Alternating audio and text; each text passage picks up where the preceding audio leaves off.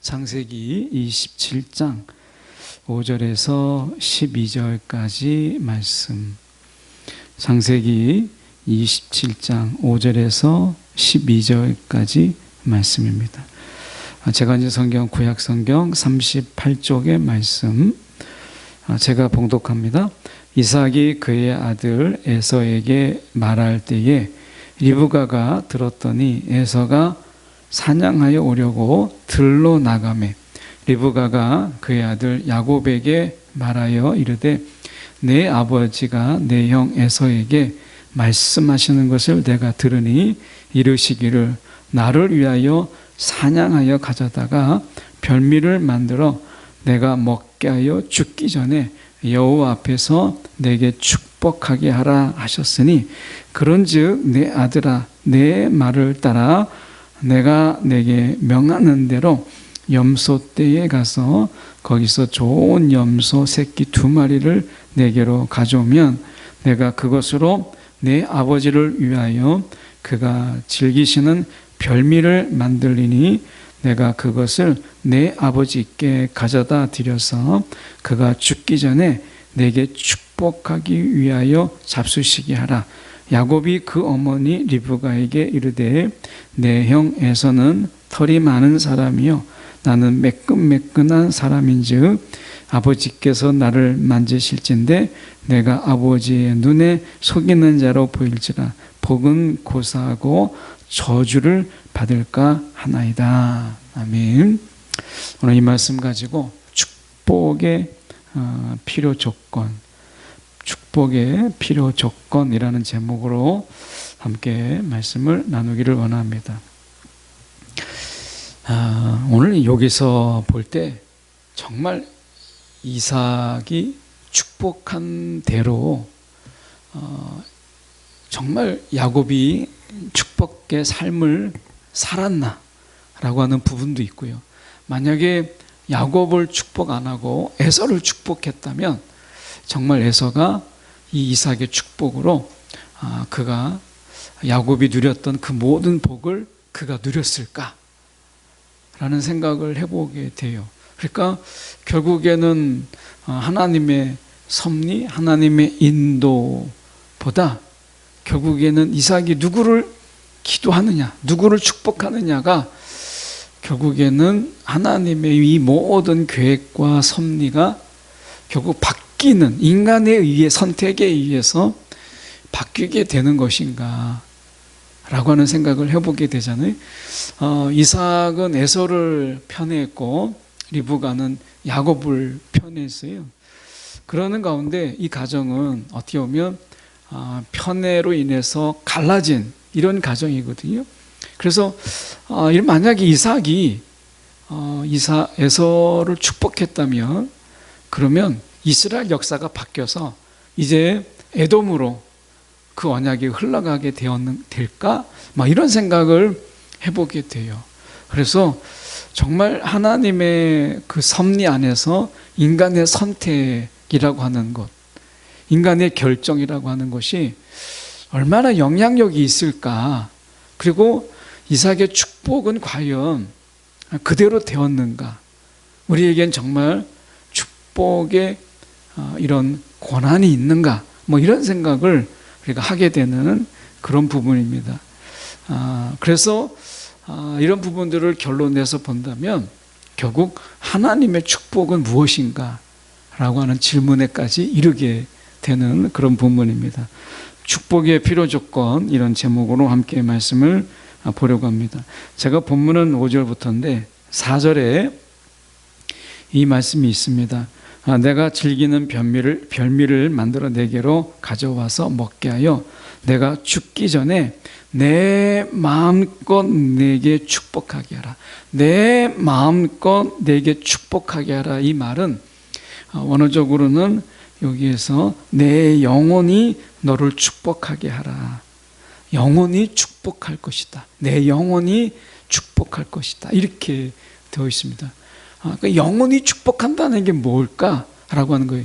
그러니까 이삭이 지금까지 자기가 받았던 모든 축복, 그리고 어떻게 모든 소원, 모든 기력을 다 담아서 쏟아붓는 축복을 우리가 영혼의 축복이라고 이야기합니다. 그러니까 이삭은 지금 이 에서에게 이 영혼이 축복하기를 원했어요. 영혼의 축복을 그에게 주기를 원했던 것이죠. 그러니까 이삭이 하나님께 받았던 모든 축복, 그리고 모든 소망, 이것을 한 사람에게 다 주는 거예요. 이게 어떤 의미가 있겠어요? 결국 이삭이 받았던 모든 축복이라는 게 뭐겠어요? 이것은 우리가 언약 안의 축복이죠. 이삭이 가졌던 소원은 뭐겠어요? 결국 하나님의 언약의 성취죠. 그러니까 이삭의 축복은 언약을 빼놓고는 말할 수 없는 그런 축복이에요. 그래서 이것을 우리가 이삭의 표현으로 영혼의 축복이라고 하는 것이죠. 그래서 이삭의 축복의 가장 그 베이스로 깔리는 게 뭐냐면 언약 안에서라고 하는 이 베이스가 깔리는 거예요. 바탕이. 언약 밖에서는요, 이삭의 축복은 아무런 의미가 없어요.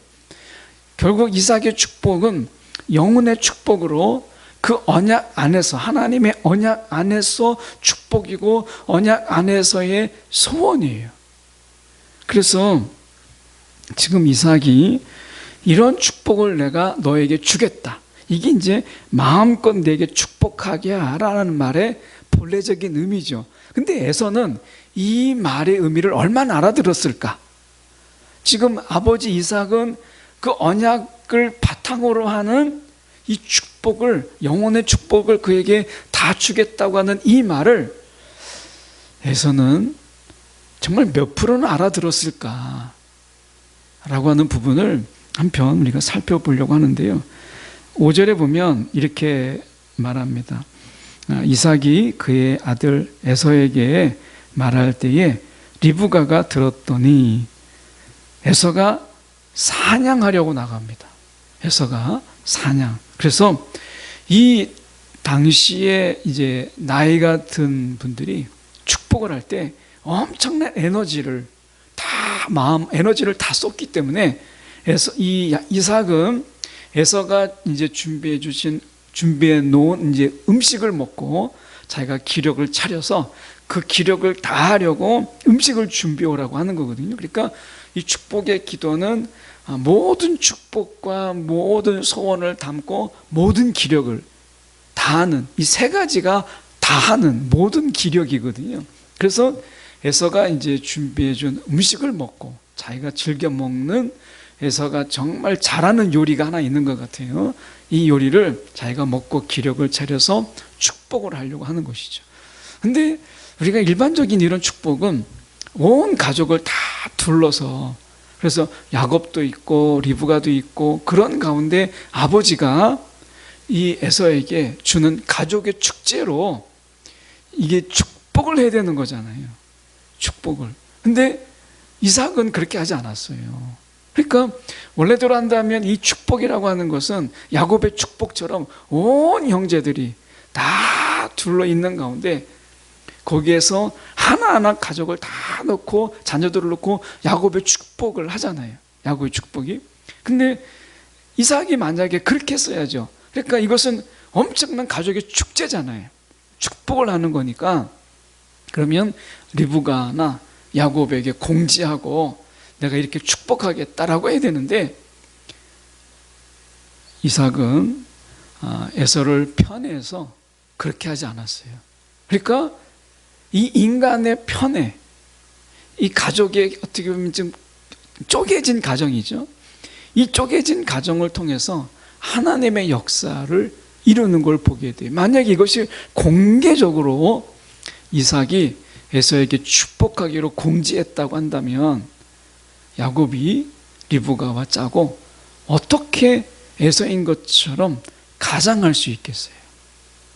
그러니까 하나님의 이 간섭이라고 하는 것은 정말 이 가정에 이 이삭이 에서에게 축복할 때 비공개적으로, 이건 있을 수 없는 일인데 이 비공개적으로 하려고 하는 이 축복, 이것으로 인해서 하나님이 사용하시는 것을 보게 됩니다.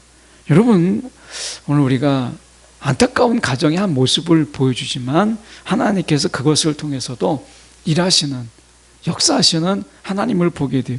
오늘 포인트는 사실은 거기에 있지 않고 저희가 말씀 속에서 보면 8절로 건너가서 보죠. 이렇게 말씀합니다. 그런즉 내 아들아 내 말을 따라 내가 내게 명하는 대로 하라. 엄마가 이제 야곱을 설득해서 내 아들아 내 말을 따라 해라. 여기에는 두 가지 의미가 있어요. 하나는 리브가가 야곱을 편애했다 라고 하는 이런 가족의 불행, 이런 게 있는 거죠. 여러분, 가족에서 이 편애라고 하는 것은요 정말 큰 아픔이고 가족을 하나 되게 하지 못하는 굉장히 불행의 단초가 되잖아요. 그래서 여러분, 가족 안에서 이런 편애라고 하는 것은 여러분 우리가 없어져야 될 그런 문화죠. 그래서 가족 안에서 이 대놓고 편애하는 것은 정말 어려운 거예요. 그런데 리브가가 야곱에 대한 편애가 또 하나 이유가 있죠. 그것은 뭐냐면 이삭이 그것을 기억하지 않았어요. 근데 리브가는 적어도 그것을 기억했죠. 그게 무슨 말씀이냐면 25장, 창세기 25장 23절에 이런 말씀이 있습니다. 둘이 태어날 때 큰 자가 어린 자를 섬기리라. 큰 자가 어린 자를 섬기리라 라고 하는 이 말씀이 있었죠. 그러니까 이 말씀을 리브가는 마음에 새기고 있었던 거예요. 그러니까 큰 자가 어린 자를 섬기리라. 이삭은 이 말씀을 잊어버렸어요. 이삭은 이걸 기억했어야 되는데 이삭이 이것을 잊어버리고 어머니 리브가는 기억했어요. 여러분, 하나님의 역사는 말씀을 기억하는 자를 통해서 흘러가는 거예요. 여러분, 오늘 우리 가운데 주신 하나님의 말씀, 하나님의 약속, 여러분 그것을 기억하고 그것을 붙잡는 자, 여러분 그것을 통해서 하나님의 역사가 흘러가는 거예요. 오늘 혹시 우리가 여러분 무엇을 붙잡고 살아가십니까? 오늘 우리가 붙잡아야 될 유일한 게 있다면 그것은 하나님의 약속이에요. 그 약속을 붙잡고 우리가 리브가가 이러한 일들을 그가 버리는 것을 보게 돼요. 여러분, 오늘도 그 하나님의 말씀, 이 말씀의 때때로 우리가 이해되지 않지만 여러분 그 약속의 말씀을 붙잡는 삶이 여러분 얼마나 소중한가를 우리가 보여주고 있는 것이죠. 그래서 이 리브가는 창세기 25장 23절 큰 자가 어린 자를 섬기리라 라는 말씀을 그가 간직하고 있었어요. 리브가는 분명히. 그래서 그 말씀에 의해서 지금 야곱에게 그 축복이 흘러가도록 그렇게 한 것이죠. 자, 10절을 가서 볼까요? 그러면 지금 이 죽기 전에 내게 축복하기 위하여 잡수시게 하라 라고 이야기하면서 정말 속이는 자에게, 이렇게 속이는 자에게 축복이 임할까? 여러분, 이 축복이라는 의미가 뭐겠어요? 하나님께 복을 비는 거잖아요. 정말 복이 복되게 하는 자가 누구예요? 이삭입니까? 이삭의 나이가 지금 죽기 전에 라고 이야기하잖아요. 그럼 이삭이 정말 그 야곱에게 줄 수 있는 게 무엇이 있을까요? 야곱에게 줄 수 있는 게, 이것을 찾아보니까 정말 야곱이 이삭에게 줄 수 있었던, 이삭이 야곱에게 정말 줄 수 있었던 것, 그게 과연 몇 가지나 있을까라는 생각을 해보니까 37절에 가서 이렇게 보면 이렇게 되어 있습니다. 나는 그가 너를 다스리게 하고, 그 다스림의 권세를 이야기해요. 다스림의 권세. 첫 번째가 그거고, 두 번째가 뭐냐면 곡식과 새 포도주가 그에게 떨어지지 않도록 하는, 곡식과 포도주가 그에게 떨어지지 않도록 하는 이 양식의 풍성함, 부유함이죠. 두 가지, 다스림과 부유함, 이 두 가지를 줄 수 있었어요. 이제 이삭의 축복에서는 두 가지예요. 하나는 다스림의 권세고 하나는 풍요로움이에요. 이 두 가지를 지금 야곱에게 주는데, 자, 아마 성경을 읽다 보면 야곱이 그러면 이삭의 축복을 받고 이삭의 유산을 받아서 지금 이 땅에서 사나요? 야곱과 함께? 이삭이? 아니잖아요. 야곱은 이삭을 떠나요. 그리고 라반의 삼촌 라반의 집에 가서 삽니다.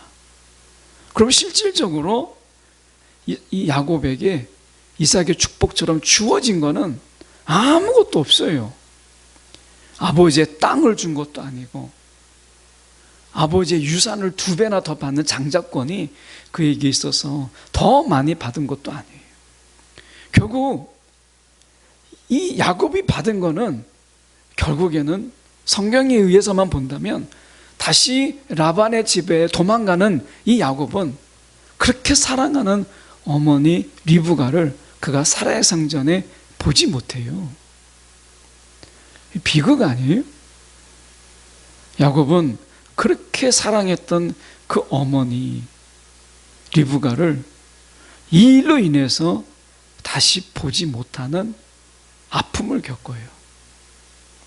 그리고 리브가는 이 일로 인해서 사실 야곱을 다시 만나지 못하죠. 성경에서만 본다면 그래요.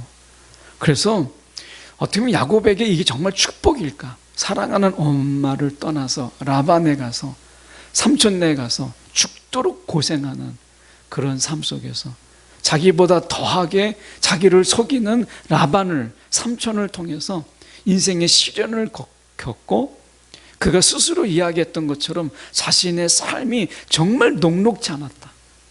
야곱이 우리가 이 바로왕, 애굽의 바로왕에게 이야기하는 자기의 삶이 정말 힘들었다. 정말 녹록지 않은 삶을 내가 살았습니다. 야곱이 그렇게 자기 인생을 고백하잖아요. 근데 어떻게 우리가 이삭이 야곱을 축복했을 때 정말 야곱이 축복의 삶을 살았다고 어떻게 말할 수 있어요? 그 땅을 도망가고 속임을 당하고 사랑하는 어머니와 함께 살지도 못하는 이런 불행의 연속이잖아요. 고생은 고생대로 하고 이게 어떻게 축복이라고 말할 수 있겠어요? 그래서 이삭의 축복은 정말 축복이 되지 못하는 것 같은 이런 모습을 보여줘요. 그러면 에서에게는 뭐라고 얘기했느냐? 이렇게 얘기하죠. 내가 너에게 줄 게 없다. 내가 온 힘을 다해서 야곱에게 축복했기 때문에 축복은 2번을 못 하잖아요. 그래서 지금 에서에게는 줄 게 없다. 그런데 이렇게 얘기합니다. 에서에게 37절에 마찬가지로 너는 칼을 의지해서 살고 내 동생을 섬길 것이다. 너는 이제 칼을 의지하는 자가 될 것이다. 그런데 그에게도 이삭은 여지를 남겨요. 어떻게 되냐면 내가 쉼이 없이 애쓰면 적어도 네 동생의 지배를 받는 일에서는 벗어날 수 있을 것이다. 이렇게 이야기하거든요. 그러니까 그는 힘든 일이지만 너가 쉼 없이 애를 쓰면 너에게 씌워진 이 멍에가 깨트려질 것이다. 이렇게 이야기를 합니다. 나중에 보면 이 세상에서 부유함으로만 본다면 에서도요 그렇게 가난하게 사는 이런 건 아니었어요. 에서에게도 나름대로의 물질의 복이 있었던 것을 보게 되죠. 자, 그러면 우리가 생각할 수 있는 것은 결국 그럼 이삭의 축복이 무슨 의미가 있느냐라는 거예요. 이삭의 축복이 이 세상의 물질로 볼 때는요, 야곱이 가진 거나 에서가 가진 거나 여러분 별 차이가 없고요. 에서도 에돔이라고 하는 민족을 이루게 되었고 야곱도 이스라엘이라는 하는 민족을 이루었기 때문에 별 손해볼 게 없는, 그래서 에서가 야곱에게 막 비굴한 이야기를 하고 아쉬운 소리를 하면서 살아갈 그런 형편으로 우리가 되지 않았다는 것을 나중에 이 야곱이 에서와 상봉할 때 우리는 알게 되잖아요. 야곱이 다 바리바리 준비했던 것 에서에게 주려고 할 때 에서가 어떻게 합니까? 형 에서가 나 이거 필요 없다. 난 이 정도는 된다. 이렇게 이야기하거든요. 그렇게 볼 때 이삭의 축복은 어디서 찾아봐야 되는가?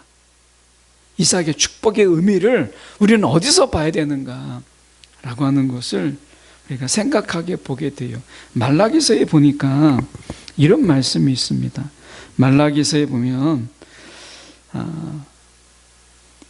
제가 2절 3절을 말라기서 1장 2절과 3절의 말씀을 제가 한번 읽어보면 이렇습니다. 너희는 이르기를 주께서 어떻게 우리를 사랑하셨나이까. 그 말라기서에 이스라엘이 하나님 우리를 사랑하셨다고 하는데 도대체 우리를 어떻게 사랑하셨습니까? 그 증거가 뭡니까? 이제 이스라엘이 막 도발적으로 하나님께 막 대들어요. 이 말라기의 배경이 뭐냐면 이제 이스라엘이 이제 유다가 남유다가 이스라엘은 이제 아수르에게 멸망하고 그리고 이제 남유다가 바벨론에 멸망해서 70년 동안 바벨론에 끌려가서 포로 생활을 하죠. 그리고 그들이 잔뜩 기대를 안고 다시 돌아와요. 잘 알다시피 돌아와서 너희가 성전을 지어라, 예루살렘을 회복해라 이렇게 돌아오잖아요. 그리고 성전을 지었어요. 그런데 여전히 지배를 받고요, 여전히 삶이 어렵고 피폐한 삶을 사는 거예요. 돌아와서 성전을 지면 그들이 다시 하나님의 영광이 막 그들 속에 막 가득하고 다윗의 영화를 다시 회복해서 그들이 강국이 될 거라고 생각했던 그들이 막상 돌아와서 예루살렘 성벽을 재건하고 그리고 성전을 지었음에도 불구하고, 그래서 수룹바벨의 성전을 짓잖아요. 무너진 솔로몬 성전을 이어서. 그런데도 그들의 삶 속에서는 아무런 변화가 없는 거예요. 얼마나 실망되겠어요. 그래서 말라기서에서 그들은 이렇게 하나님께 대들어요. 아까 지금 얘기한 것처럼 주께서 도대체 우리를 어떻게 사랑하셨다고, 우리를 사랑한다고 하는데 하나님 도대체 어떻게 우리를 사랑하셨습니까? 그 증거가 뭡니까? 이렇게 막 대듭니다. 그럴 때 하나님이 이렇게 말씀하세요. 여호와가 말하노라. 에서는 야곱의 형이 아니냐? 에서는 야곱의 형이 아니냐? 그러나 내가 야곱을 사랑하였고 에서는 미워하였느니라. 이렇게 얘기하죠. 이걸 로마서에서 그대로 사도 바울이 인용하잖아요. 에서는 미워하였고 야곱은 사랑하였더라. 이 말씀을 사도 바울이 그대로 인용합니다. 자, 우리가 봐야 될 것은 야곱은 사랑하셨다라고 말씀해요. 그리고 에서는 미워했다고 이야기해요. 에서가 장자임에도 불구하고 이 이야기를 합니다. 여기에서 미워했다라고 하는 말이 무슨 말이냐라고 하는 거예요. 이 말은 거부하였다라는 의미입니다. 이 미워했다, 에서를 미워했다라는 말은 거부했다. 그러니까 이 말은 에돔이 하나님의 언약의 계보를 잇는데 이 에돔으로 이제 에서가 장자니까 에서인 장자를 통해서 에돔에게 아브라함의 언약, 하나님이 약속하신 그 약속이 흘러가는 것, 언약의 계속, 언약의 성취가 에돔을 통해서 흘러가는 것에 대해서 하나님은 거부하셨다. 이게 미워했다는 말의 본래적인 의미예요. 그러니까 하나님은 이 언약적 맥락에서 하나님은 에돔을 거부한 거예요. 그게 장자라 할지라도. 그리고 야곱은 사랑했다는 거예요. 그러면 이 말은 야곱을 사랑했다는 것은 하나님은 지금 그 언약적 관계에 신실하셔서 그 언약에 신실해서 야곱을 그 언약의 계승자로, 야곱을 통해서 그 언약이 흘러가도록 하나님이 그를 택했다. 이것이 사랑했다라는 말씀이에요. 그래서 말라기서에서 지금 이야기하는 게 무엇이냐면 지금 이스라엘을 하나님이 언약 안에서 여전히 사랑하고 있다라고 하는 이 증거로 야곱을 이야기하고 있다라는 거예요. 이게 야곱은 사랑하시고 에서는 미워하셨다라는 라는 말의 의미입니다. 여러분, 에서가 어떤 사람이에요? 에서는요, 하나님의 언약적 관계를 먼저 거부하고 그것을 뛰쳐나간 자였어요. 장자권을 거부했고 그가 하나님의 장자권을 거부했어요. 이것은 뭐죠? 하나님의 언약을 그가 스스로 깼어요. 스스로 언약을. 여러분, 눈에 보이지 않지만 언약이라고 하는 것이 얼마나 귀한 것인가. 여러분, 축복의 통로라는 거예요. 축복의 통로. 하나님의 복의 통로가 언약 가운데 있다는 것을 우리가 기억해요. 여러분, 에서는요, 이 하나님의 언약적 관계라고 하는 것을 귀한 것으로 여기지 않았어요. 여러분, 그 귀하게 여기지 않는 그 무시함이 하나님 앞에서는 그게 거부되었다라고 말씀하고 계시는 거예요. 여러분, 오늘 무엇을 귀하게 여기세요? 여러분, 무엇을 소중하게 여기세요? 신앙 안에서 여러분 정말 무엇을 소중하게 여기십니까? 하나님과의 언약적 관계. 내가 하나님의 자녀가 되고 하나님은 우리의 아버지가 되시는, 여러분, 이 관계, 내가 하나님의 자녀다라고 하는 이 자부심을 넘어서, 자긍심을 넘어서 이 관계가 너무나 소중한, 어떤 것과도 바꾸지 아니하는, 여러분, 이 소중함 가운데 여러분 그걸 귀하게 여기면서 우리가 살아가고 있습니까? 혹시 세상의 자녀로, 세상의 딸로 사람들의 찬사를 받고 박수를 받고 세상 속에서 높임을 받는 자로 살아가기를 더 기뻐하는, 세상 속에서 영광을 더 기뻐하는 그런 자가 아닌가요? 사도 바울은 이렇게 얘기했어요. 사도 바울은 우리가 빌립보서 3장 14절에 이렇게 얘기했습니다. 표대를 향하여 그리스도 안에서 하나님이 위에서 부르시는 부름의 상을 위하여 달려가노라. 여러분, 사도 바울에게 욕심이 있었어요. 이 세상에서 명예는 다 버렸어요. 그 가말리엘의 수제자라고 하는 그 명예, 어떻게 보면 이 명예와 부, 이게 같이 따라오는 것이거든요. 이 가말리엘 수제자에게 주어지는 것은요, 지금 야곱에게 주어졌던 두 가지, 영적으로 어떻게 보면 학문적으로 지배할 수 있는 학문적 권위가 주어지게 되고요, 또 하나는 돈으로 풍성해지는, 두 가지가 다 동시에 오는 엄청난 것이었어요. 여러분, 세상에서 이 축복을 둘로 이야기하잖아요. 하나는 권위예요. 다스림의 권위. 그리고 물질의 풍요. 이 두 가지예요. 여러분, 지금 사도 바울에게 눈앞에 그게 보여지는 거예요. 가말리엘 수제자로서 그런 학문적 권위를 인정받아요. 율법의 해석의 권위를 인정받아요. 그리고 부와 명예가 쫓아와요. 이 모든 것이 주어져 있던 그가 이걸 다 버려요. 그리고 그가 한 가지 욕심을 내죠. 세상의 욕심은 버렸지만 여러분, 하나님의 언약 안에서 그는 거룩한 욕심을 가져요. 그게 뭐냐? 하나님이 위에서 부르신 부름의 상을 위하여 달려간다. 그는 그렇게 이야기했어요.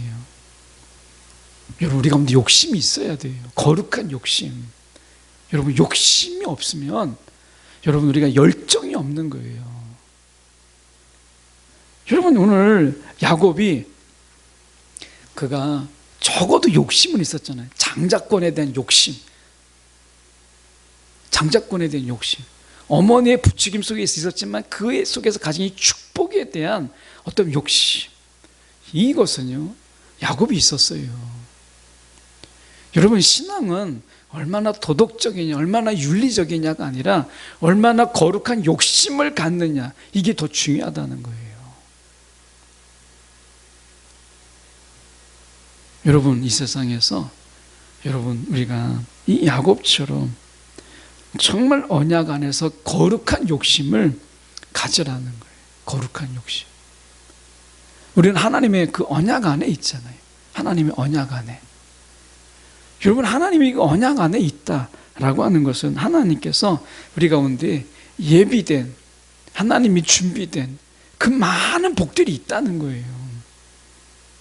세상의 복을 탐하지 말고 세상의 복은 탐한다고 이야기하고 하나님의 주시는 복은 여러분 구한다고 이야기하고 찾는다고 이야기해요. 사실 같은 의미잖아요. 그런데 여러분 하나님이 주시는 그 신령한 복과 하나님이 주시는 그 축복은 구한다고 이야기하고 그걸 찾으라고 이야기해요. 여러분 우리 가운데 거룩한 욕심으로 여러분 살았으면 우리 가운데 욕심이 없다라는 것, 여러분 이것은 자랑이 아니에요. 우리가 살면서 여러분 욕심을 있어야 돼요. 욕심, 잘하고자 하는 욕심, 정말 좋은 믿음을 가지려고 하는 욕심, 내 믿음이 더 크게 하려는 욕심, 내가 기도가 하나님 앞에 더 깊어지려고 하는 욕심, 여러분 이런 욕심들이 필요한 거예요. 사도 바울은 지금 모든 것을 다 버렸지만 버렸다고 해서 그가 거룩한 욕심까지 버린 게 아니에요. 표대를 향하여 그가 달려갔고요, 이전까지 한 것은 다 뒤로 하고 그가 표대를 향하여 달려갔고 그 상을 받기 위하여 그는 지금 전심전력해서 나아가는 자잖아요. 그래서 그는 이야기합니다. 내가 하나님이 위에서 부르신 그 부름의 상을 위하여 내가 달려가노라. 이 달려가는 것은요 마치 조깅하듯이 그렇게 달려가는 게 아닙니다. 이것은요 지금 1등, 2등을 가리는 경주의 달려감이에요. 경주하는 거예요. 지금 1등, 2등을 달려가면서 막 그 1등을 향하여 달려가는 이것을 이야기합니다. 여러분 세상의 욕심은 내려놨지만 여러분 하나님 안에서 믿음의 1등이 되기 위해서, 정말 기도의 1등이 되기 위해서 여러분 거룩한 욕심, 여러분 거룩한 열정은 우리가 가져야죠. 그래서 오늘 야곱이 우리가 볼 때는 정말 야비하고 거짓말하고 막 이런 윤리적으로 우리를 야곱을 봐요. 그런데 왜 하나님께서 야곱을 사랑하셨느냐? 언약 안에 거하려고 하는, 자꾸 언약 안에서의 그 장자권과 언약 안에서의 축복을 향한 이 마음, 이것이 그에게 있었다라고 하는 거예요. 여러분 이 세상에서 우리가 마음을 다 비우고 살아가는 것, 여러분 그건 불교입니다. 여러분 하나님이 우리를 부르시는 가운데 기독교는요 욕심의 종교예요. 그 거룩한 욕심. 여러분 우리가 정말 사도 바울이 부러우면서 욕심나지 않으세요? 3층천까지 사도 바울이 경험하고 영적으로 막 그렇게 경험했던 사도 바울. 야, 사도 바울이니까 나는, 여러분 이거는 좋은 게 아니에요. 그가 경험한 그 3층천의 그 놀라운 경험들, 하나님 나도 경험하게 해주세요. 이런 어떤 욕심, 이게 우리 가운데 필요한 것이잖아요. 여러분 오늘 우리가 성령의 경험, 성령의 체험, 영적으로 깨어나서 정말 영의 세계를 깊이 알고 영의 세계에 대해서 우리가 더 많이 알아가는 이런 부분에 대해서 여러분 욕심이 있는 거죠. 어린 아이들이 우리가 자랄 때 여러분 아이들을 가만히 보세요. 자라면서 하나씩 둘씩 욕심을 갖기 시작합니다. 더 가지려고 하고요, 자기가 더 뭔가를 해보려고 하고 더 먹으려고 하는 욕심들이 그 아이를 성장하게 하잖아요. 여러분 우리 가운데 어떤 욕심을 가지고 살아가십니까? 오늘 우리 가운데 하나님이 사도 바울처럼 오늘 우리 가운데 하나님의 그 언약을 붙잡는, 그 언약 안에서 더 많은 것을 누리고자 하는 이 거룩한 욕심이 우리 가운데 있기를 정말 진심으로 원합니다. 그래서 우리 축복의 필요 조건이 무엇이냐? 여러분 그것은 누가 축복했느냐, 이게 중요한 게 아닙니다. 우리가 언약 안에 거하였느냐, 언약 안에서 이루어진 축복이냐, 이게 중요한 거죠. 에서는요 지금 아버지의 축복을 바라는 가운데 지금 에서가 나에게도 축복해 주세요라고 이야기할 때 에서는요, 아버지가 주는 그 유산, 눈으로 보이는 땅, 이게 전부였어요. 에서는 여전히 물질과 이 세상에서의 더 많은 물질, 이것이었다는 것이죠. 언약적인 개념이 아니었다라고 하는 것을 말씀하고 있어요. 여러분, 오늘 이 시간 하나님 말씀 앞에 하나님, 내가 더 많은 이 거룩한 욕심을 가지고 살아가는 자 되게 해 주십시오. 오늘 저와 여러분이 이런 욕심을 갖는 이 시간 되길 원합니다. 기도하겠습니다. 여기 당연한 것과 은혜를 나누어서 찬양은 이야기합니다. 은혜라고 하는 것은요, 하나님이 주신 은혜는 더 큰 은혜를 사모하게 되고 은혜를 갈망하게 되고, 그래서 또 다른 은혜를 향한 이 갈급함이 있는 것이 은혜의 속성입니다. 그래서 은혜를 경험하는 자는요, 결코 가만히 있지 않습니다. 그 은혜를 맛본 자는 더 큰 은혜, 그리고 더 풍성한 은혜를 향하여서 끊임없이 갈망하게 되는 게 은혜의 속성입니다. 당연한 건 그렇지 않아요.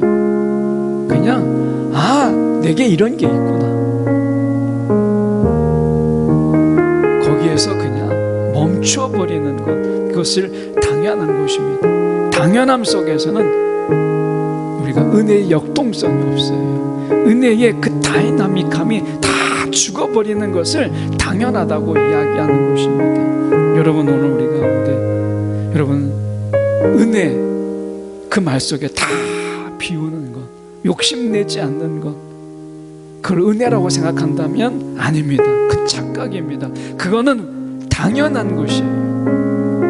은혜는 그렇지 않습니다. 우리 이 시간 함께 기도할 때 내가 은혜라고 생각했던 것, 마음을 비우고 생각을 비우고 그냥 아침이 되니까 감사하고 저녁이 되니까 저녁은 그냥 저녁이 되는 것, 내가 그 자리에서 한 발짝도 나가지 않냐고, 아침이구나, 저녁이구나, 우리가 마음을 비우는 것, 여러분, 이거 은혜 아닙니다. 당연함입니다.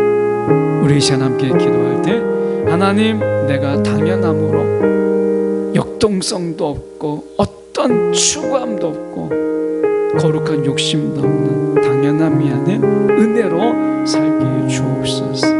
더 갈망하게 하시고 더 바라보게 하시고 더 소원하게 하여 주옵소서. 우리 함께 시간에 은혜로 살게 하여 주옵소서. 기도하겠습니다. 사랑에 많으신 하나님 아버지, 주님 이 시간에 기도합니다. 사도 바울처럼 아버지, 은혜를 아는 자는 풋대를 향하여 달려가고 하나님이 주시는 은혜 부름의 상을 향하여서 달려가는 자입니다. 아버지 하나님, 우리가 은혜로 살아가게 하여 주시옵소서. 아는 것에 멈추지 아니하고 더 알고 싶고 더 누리고 싶고 더 갈망하는 그 목마름이 있는 은혜로 살아가게 하여 주시옵소서. 아버지 하나님, 오늘도 우리가 어떤 욕심도 없고 오늘도 우리 가운데 어떤 바람도 없는 하나님, 그런 마음, 그 당연함을 은혜로 우리가 하나님 알고 살아가지 않도록 하나님, 사단에 속지 않게 하시고 우리 스스로 속지 않게 하여 주시옵시되 오늘도 거룩한 욕심으로 하나님을 구하고 아버지 하나님, 우리가 살아가는 은혜의 속성이 우리 가운데 넘쳐나는 아버지 역동성 있는 우리의 신앙이 되어지도록 하나님, 우리를 이끌어 주시고 우리를 주님께서 붙잡아 주시옵소서. 우리 가운데 갈망함이 있도록 주여 인도하여 주시옵소서. 은혜가 우리를 이끌어가게 하시고 은혜가 우리를 더욱더 하나님께로 나아가도록 하나님, 그런 은혜로 살아가게 하여 주시옵소서. 아버지, 주님 도와주시옵소서.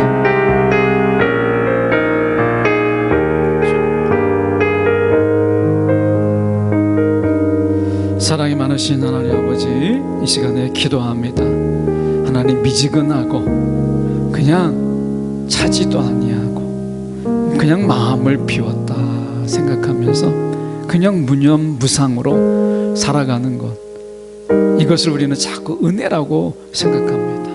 욕심 없이 살아가는 것, 그냥 다 비우는 것, 그냥 하나님과 일정한 거리 속에서 내가 그냥 편안한 것, 이걸 은혜라고 우리가 자꾸 착각합니다. 하나님, 우리가 은혜의 속성은 하나님을 더 갈망하고 더 갈구하고 더 우리가 굶주려하고 더 목말라하고, 그래서 하나님을 더 찾는 것이 은혜의 속성이고 하나님을 더 욕심내는 것이 은혜인데, 우리가 착각하며 살아갑니다. 사단의 꼬임에 우리가 넘어가며 삽니다.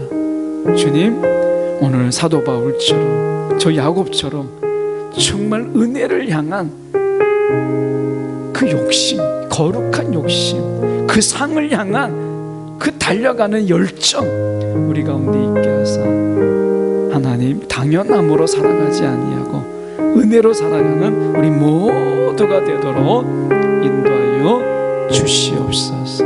이 밤도 하나님이 주신 은혜로 우리의 심령이, 하나님, 육체적으로는 쉼을 얻지만 우리의 마음은 더 갈망하는 이 밤 되게 하여 주시옵소서. 살아계신 예수 그리스도 이름 받들어 기도드리옵나이다.